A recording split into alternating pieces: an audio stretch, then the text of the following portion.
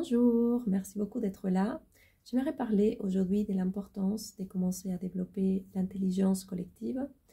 On a plusieurs intelligences. J'aimerais commencer d'abord par l'individu pour pouvoir aller après dans les collectives. On a l'intelligence logique, mentale, plus liée au cerveau.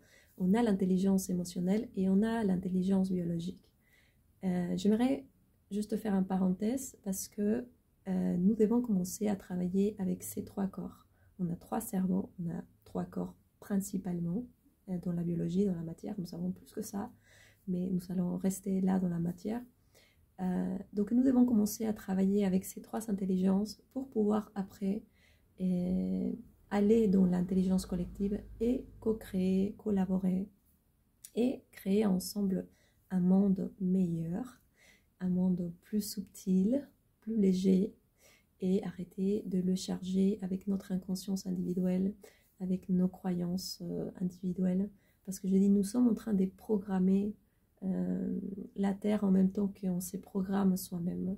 Si dans mon système de croyances, je crois à la compétition, à la lutte, à que je dois paraître, avoir une quantité d'argent pour être quelqu'un, si je crois que je dois être mariée pour être reconnue dans la société, si je crois que je dois, voilà, chacun son truc, je vais créer ça dans ma réalité individuelle. C'est comme ça qu'on crée. Et en plus, je nourris mon système de croyances avec mes émotions.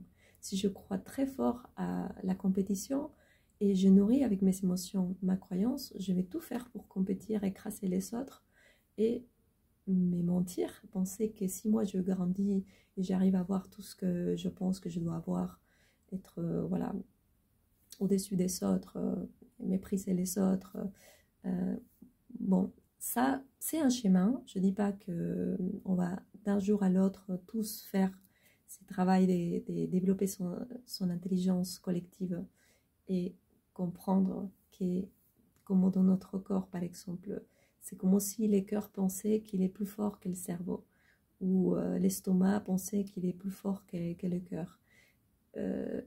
Si on est aujourd'hui dans un déséquilibre biologique aussi, il y a beaucoup de maladies, des symptômes, des pathologies, c'est parce que nous avons perdu la conscience de que nous sommes un être intègre intérieurement. On a un engrenage, un système. Nous sommes une montre suisse parfaitement synchronisée pour moi, si nous sommes dans la pleine conscience, pour pouvoir marquer les temps de l'évolution. Mais si nous sommes dans l'inconscience, c'est comme si ma montre ne marcherait pas bien et je crois que c'est 16 heures quand c'est midi. Et c'est pour ça que nous avons voilà, des gens qui sont un peu dans différentes longueurs d'onde, on va dire. Des gens qui croient encore aux anciens paradigmes, à l'ancien monde, qui sont dans l'époque de la guerre, qui sont dans l'époque de la famine. Quand aujourd'hui, si on regarde bien ces mondes, nous savons tous les potentiels, la technologie, les outils, les moyens, la connaissance, la capacité cognitive, la capacité émotionnelle d'en faire, c'est ce qu'on aimerait faire de ces mondes. J'aime bien dire que nous sommes comme les programmateurs de cet ordinateur quantique qui est la mère Terre. Mais maintenant, il y a quelque chose qui a changé.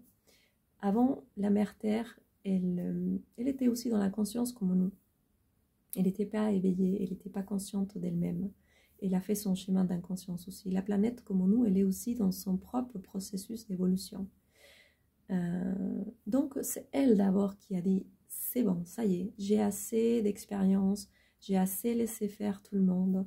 Maintenant, c'est le moment de ramener toutes mes cellules à créer à nouveau une homéostase et guérir son corps. C'est pour cette raison que nous sommes plusieurs personnes à être en train de purger, de libérer des mémoires, de faire ce travail de mettre de l'ordre dans tout ce que nous avons vécu jusqu'à présent comme espèce humaine. Et c'est pas parce que nous l'avons décidé tout seul, c'est aussi un échange avec la mère Terre. Toutes les âmes qui sont nées ici, dans un corps biologique, ont un pacte avec la mère Terre.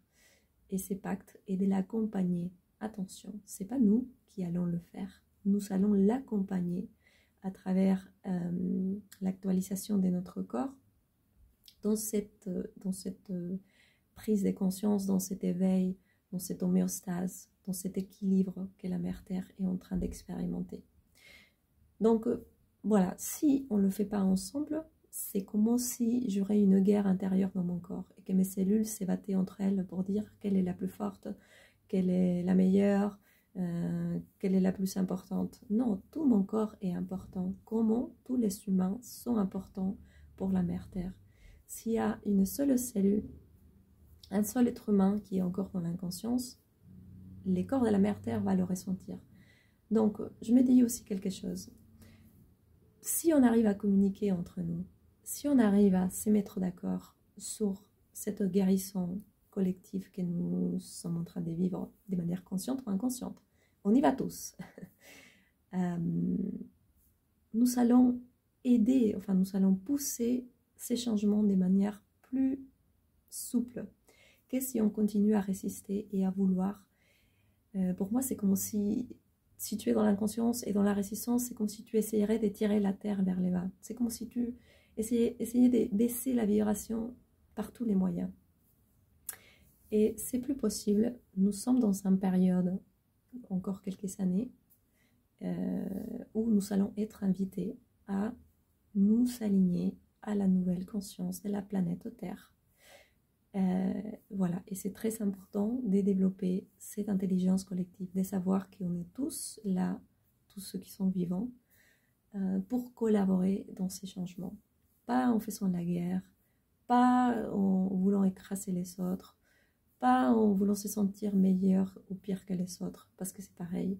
Je dis des fois, notre ego peut nous jouer des mauvaises tours, dans le sens où si je me minimise, si je me dévalorise, si je pense que je ne suis pas important, que je suis rien, qu'il n'y a que les autres, voilà, c'est un ego malsain, déformé, qui ne collabore pas dans ces changements de conscience. C'est pareil, si je me sens supérieure aux autres, si je me sens la meilleure, je me sens je sais pas, la leader, la gourou des autres, si moi je pense que voilà, je peux avoir un pouvoir sur les autres, c'est pareil. C'est un déséquilibre aussi, c'est un ego surdimensionné.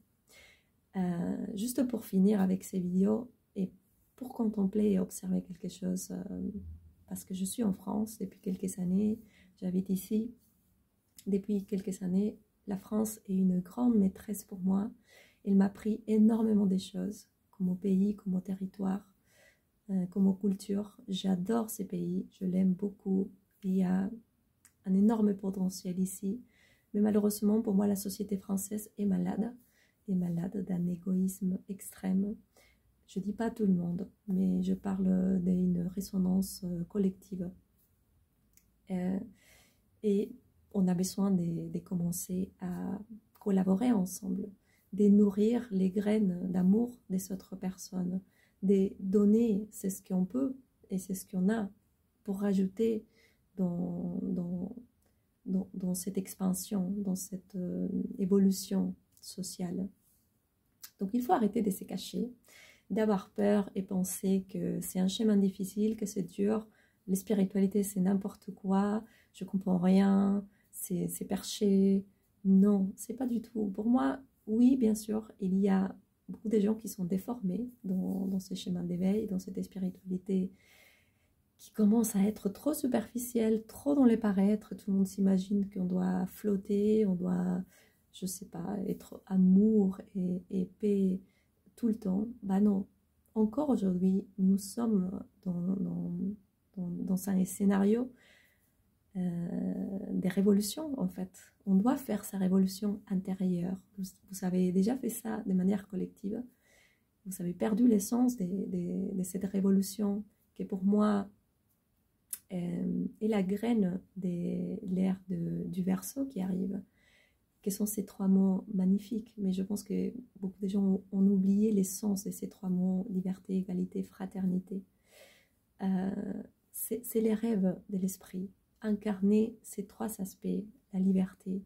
La liberté, c'est pas faire ce que j'ai envie de faire. La liberté, c'est être conscient et pleinement responsable de tout ce que je suis et de tout ce que je crée autour de moi, des conséquences, des impacts que je génère avec mes émotions, avec mes pensées et avec ma façon d'agir.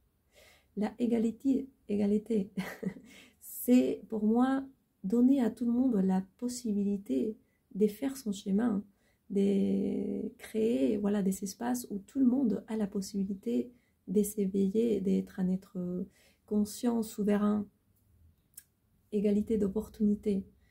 Et la fraternité, c'est oublié, parce que je vois ici en France, il y a une blessure énorme des méfiances de l'autre. Je me méfie de tout le monde. Qu'est-ce que tu viens me raconter? Qu'est-ce que tu viens me dire? Je me méfie de toi. Je suis tellement séparée de toi et voilà que je ne peux pas te reconnaître comme une part de moi. Tout ce qui est étranger, c'est pas moi. C'est très très très français. Malheureusement, je ne suis pas dans tous les pays. Je parle de la France parce que je suis ici. Et voilà, j'aimerais juste vous partager ma vision humble et un peu dérangeante, mais voilà, on a besoin aussi de plonger dans ces blessures, dans ces déformations, ces trois principes, que pour moi c'est des principes pour pouvoir construire une société où voilà, on collabore, on est libre, mais on est libre dans la conscience de tout ce que je génère autour de moi, et voilà, on est tous égaux dans le sens où nous avons tous la chance ou l'opportunité de pouvoir manifester notre vibration, notre lumière, notre être. Voilà, c'est ce que je voulais vous dire. Je vous remercie beaucoup d'avoir regardé ces vidéos. Je vous invite à la partager et à la prochaine. Au revoir.